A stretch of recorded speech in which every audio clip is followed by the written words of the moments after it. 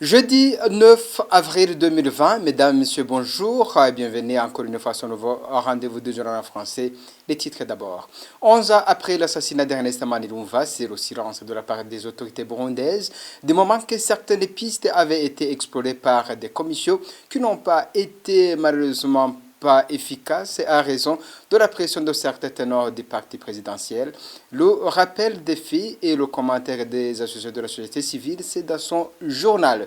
Le député Fabien Bantigianino, élu de la circonscription de la province de Bubanza, a réclamé la justice pour les ressortissants de cette province qui ont été tués ou portés disparus, les auteurs étant les membres des forces de l'ordre et de renseignement burundais. Hors de chez nous, le chef de cabinet du président congolais Vital Kamerhe est en prison depuis ce mercredi à 20h. Il est soupçonné d'avoir détourné des fonds destinés à la réalisation du projet de 100 jours du président Félix Tshisekedi. Voilà pour les titres de ce journal. Bienvenue.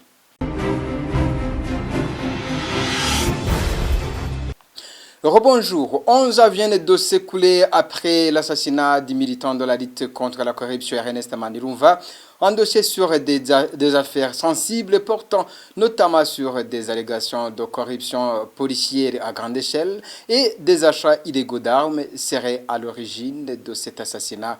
Les détails avec Bertrand Ngendakouli.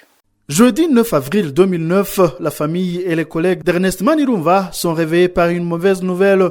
Ernest n'est plus et son corps est retrouvé sans vie, étendu dans son garage près de sa voiture. Sur son corps, plusieurs coups de couteau sont constatés.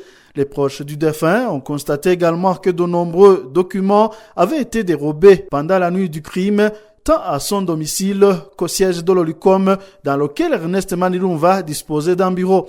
Ernest Manirumva enquêtait sur un trafic d'armes qui aurait révélé des malversations et des détournements par des membres de la police nationale. Ces recherches l'ont en effet conduit à constater que de nombreuses armes commandées et payées par le ministère de la Sécurité publique ne parvenaient jamais dans les stocks de l'armée et de la police. Selon les informations recueillies par le vice-président de l'Olicom, ces armes étaient acheminées à l'est de la République démocratique du Congo où elles étaient remises aux forces démocratiques de libération du Rwanda, FDLR, groupe armé pro-Hutu en conflit contre les forces armées rwandaises. La réalité de ce trafic d'armes et de l'implication de hautes personnalités de l'État burundais qui était sur le point de révéler l'Olicom, a été confirmé depuis en novembre 2009 par le rapport final du groupe d'experts des Nations Unies sur la République démocratique du Congo.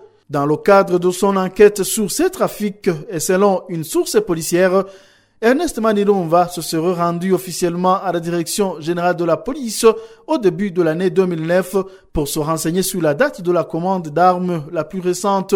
Selon certains témoins, à partir de cette date, ces mouvements ont été surveillés par des agents du Service national de renseignement. Justement, à propos de cet assassinat d'Ernest Manirumva, le gouvernement du Burundi reste le grand protecteur des présumés coupables de l'assassinat d'Ernest Manirumva. Il a afin de mener des enquêtes, mais qui n'aboutissent jamais. La société civile burundaise se dit engagée à poursuivre ce dossier jusqu'à ce qu'il aboutisse à de vrais coupables, comme le dit Pacifique Nahazwe, président du Forum pour la conscience et le développement. Les autorités burundaises ont tout fait pour protéger les assassins d'Ernest Manirumva.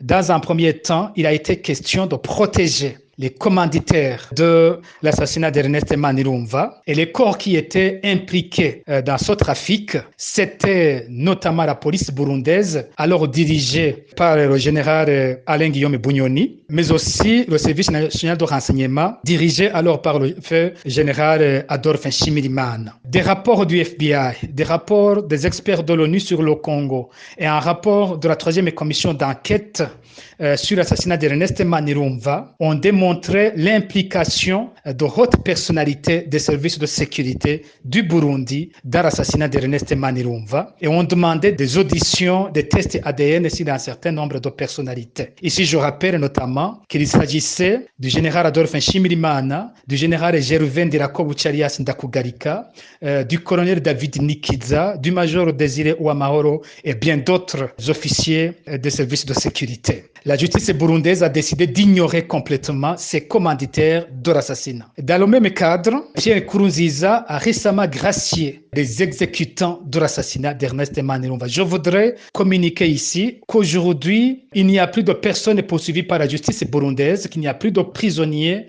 dans le cadre du dossier Ernest Manirumva. Il ne reste qu'un bouc émissaire, l'homme d'affaires Hilaire Ndaizamba, dont la justice n'a jamais pu démontrer l'implication dans l'assassinat d'Ernest Manirumva. L'autre axe des autorités burundaises a été l'élimination de certains témoins gênants. Ici, je rappelle l'assassinat du capitaine Pacifique Ndikuriyo, qui avait participé à des réunions de préparation de l'assassinat d'Ernest Manirumva et qui n'avait pas coopéré le jour de l'assassinat, et c'était un officier de la garde présidentielle. Je rappelle aussi disparition et des assassinats d'un certain nombre de policiers qui étaient dans les gardes de David Nikiza et Dondaku Garika. Mais tout cela ne nous décourage pas. Nous avons juré de continuer à réclamer cette justice, quel que soit le temps que cela va durer. Nous pouvons rassurer, nous nous battrons jusqu'au bout et les auteurs de l'assassinat finiront un jour par payer. Les prêtres sont appelés à ne pas être des outils des puissants. L'appel a été lancé par Monseigneur Gervais Banchimiobusa. C'était au cours de la messe marquant le mercredi saint. L'archevêque du diocèse de Bujumbura demande aux hommes de Dieu de garder toujours les dignités. Suivez.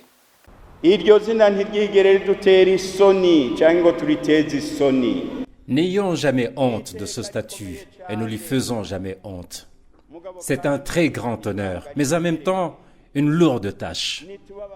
Soyons les serviteurs du Christ et non des serviteurs des hommes, même s'ils sont puissants.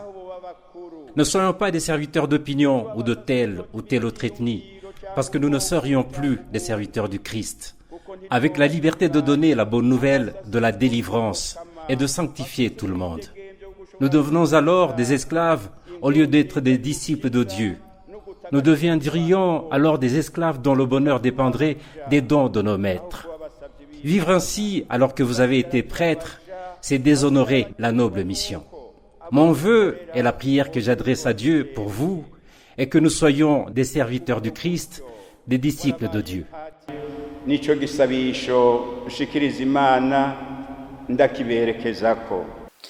Actualité en rapport avec la pandémie de Covid-19, 34 personnes parmi ceux qui ont été en contact avec les malades du Covid-19 ont été testés négatifs ce mercredi.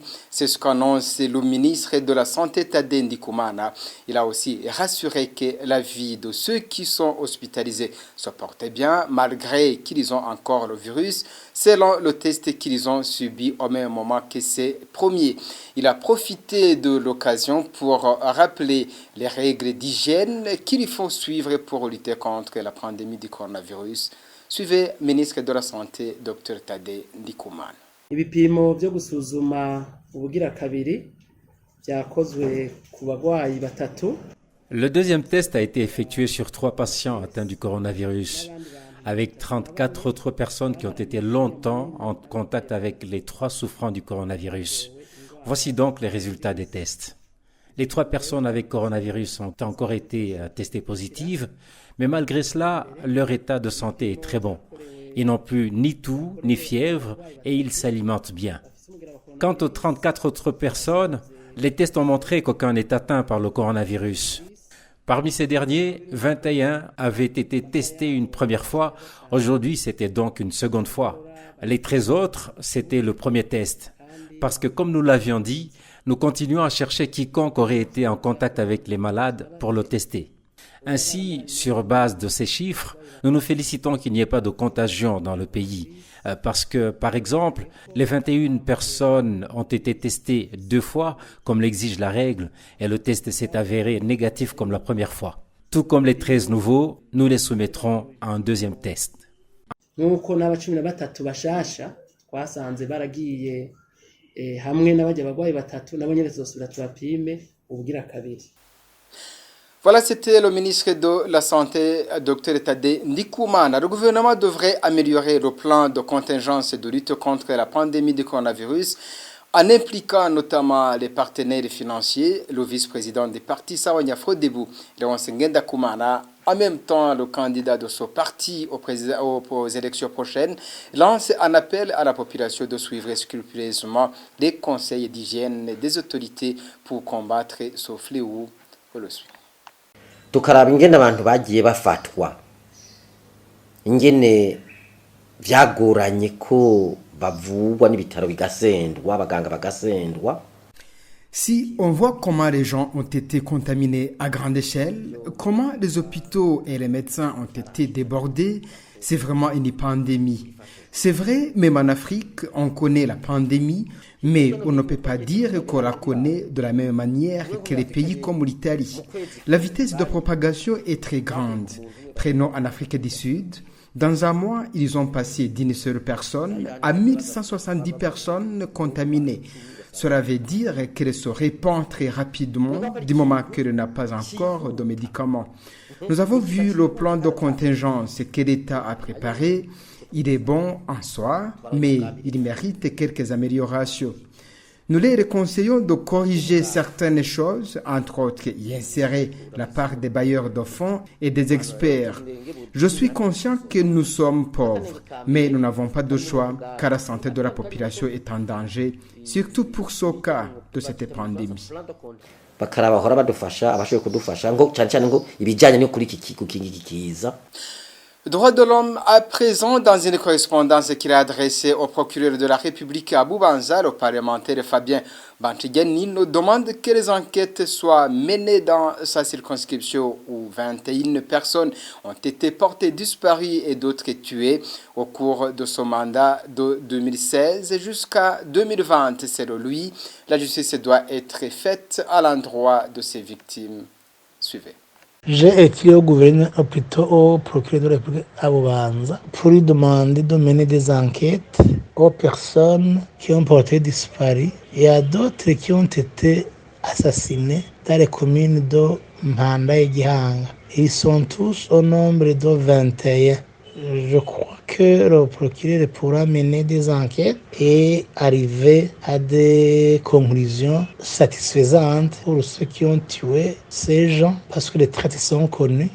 J'imagine que d'ici peu, ils pourront être traduits en justice. Pour ceux qui ont été portés disparus, je crois que les enquêtes, une fois menées par le procureur, ils pourront aboutir à des conclusions pouvant prouver aux parents des victimes que leurs sont encore en vie ou qui sont portés disparus, qui ne le verront plus. À ce moment, ils vont procéder à des mœurs burundais de lever de deuil définitif. Je pense qu'il le fera parce que s'il ne le fera pas, il aura prouvé qu'il a eu des manquements durant son exercice de procureur de la République à Bubanza. Et entre-temps, dans l'avenir, il pourra justifier justement son manquement. Parce que finalement, la justice tôt ou tard sera rendue au Burundi. Les personnes portées disparues ne pourront pas être oubliées comme ça, alors que les droits de l'homme doivent être sauvegardés dans le pays comme dans les autres pays du monde.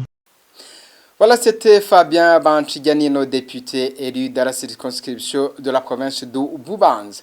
Les 4 reporters du groupe de presse Iwachu totalisent ce jeudi 171 jours d'incarcération. Ils ont été condamnés le 30 janvier de 2 ans et demi de prison et d'une amende d'1 million chacun par le tribunal de grande instance de Bubanza. Le siège était constitué de Parfait Mouvouni comme son président, Iruitonze Eric et Kaneza Clarisse, en même temps la présidente de grande instance de Bubanza. Le substitut de procureur à Bubanza, Namike de Jean-Marie Vianney, avait requis une peine d'emprisonnement de 15 ans. Pour rappel, ils ont été arrêtés le 22 octobre dernier à Bubanza. Ils se rendaient en commune de Musigati pour un reportage sur les affrontements qui opposaient des rebelles et les forces de l'ordre. Christine Kamikazi, Agnès Ndirubusa, Terence Mozenzi et Jide Harimana sont accusés de tentative d'atteinte à la sécurité intérieure de l'État.